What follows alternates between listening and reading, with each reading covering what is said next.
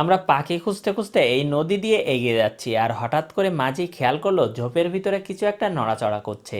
আর মাঝি একটু এগিয়ে গিয়ে দেখলো একটা পাখি ফাঁদে আটকা পড়েছে আর পাখিটা নড়াচড়া করতে পারছে না। তবে পাখিটা উদ্ধার করার পর দেখা গেল একটা বড়শি গিলে ফেলেছে। কোনো পাখি শিকারী বড়শিতে মাছ দিয়ে আটকে রেখেছিল আর এই পাখিটা পুরোপুরি গিলে ফেলেছে। আমরা চিন্তা করছিলাম যদি বড়শিটা গলায় আটকে থাকে তাহলে পাখিটাকে বাঁচানো যাবে আর বড়শিটা হয়তো আমরা বের করতে পারবো। কিন্তু দেখা গেল পাখিটা বড়শিটা পুরোপুরি খেয়ে ফেলেছে আর এ কারণে আমরা কোনোভাবে বড়শিটা বের করতে পারছি না। এটা একটা জল মুরগি মনে হচ্ছে, আর ইংরেজিতে এদেরকে কমন মোরহেন বলা হয়। তবে এটা এখনও প্রাপ্তবয়স্ক না। আর এই পাখি শিকারীরা এভাবে ফাঁদ পেতে রাখে, বড়শিতে মাছ দিয়ে আশেপাশে রেখে দেয় আর এই পাখিগুলো গিয়ে খেয়ে ফেলে আর এগুলো ওরা ধরে নিয়ে যায়।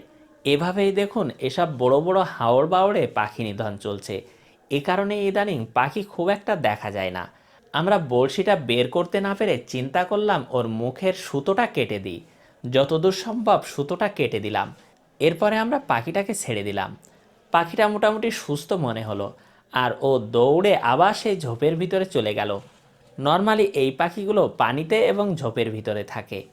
আমরা অল্প একটু এগিয়ে যেতে আবার ঝোপের ভিতরে খেয়াল করলাম কিছু একটা নড়াচড়া করছে। আর এখানেও একটা পাখির দেখা পেয়েছি। এই পাখিটাও ঝোপের ভিতরে সুতোয় আটকে আছে। আমরা এটাকেও উদ্ধার করলাম। এটা হচ্ছে একটা ডাহুক পাখি। এই পাখিটাকে উদ্ধার করে এর বড়শিটা বের করার চেষ্টা করলাম, কিন্তু এটাও সেই বড়শিটা পুরোপুরি গিলে ফেলেছে। এ কারণে আমরা কোনোভাবে এটাকে বের করতে পারছি না। আমরা চেষ্টা করলাম এর সুতোটা কেটে দেওয়ার, যাতে এই পাখিটা সারভাইভ করতে পারে। আর আমাদের সাথে থাকা মাঝি ওর মুখের সুতোটা কেটে দিল আর এই পাখিটাও আমরা ছেড়ে দিলাম। তবে আজকে আমাদের মনটা খারাপ হয়ে গেছে, কারণ এখানে দুইটা দুইটা পাখি পেলাম যেটা হচ্ছে বড়শিতে আটকে আছে। এভাবে হয়তো শত শত পাখি শিকার করা হচ্ছে। এভাবে চলতে থাকলে আমাদের দেশের পাখিগুলো একদিন হারিয়ে যাবে আর প্রকৃতির এমন বিপর্যয় আসবে যেটা আমরা কল্পনাও করতে পারি না। এই পাখিটাও আমরা ছেড়ে দিলাম আর পাখিটা ঝোপের ভিতরে চলে গেল।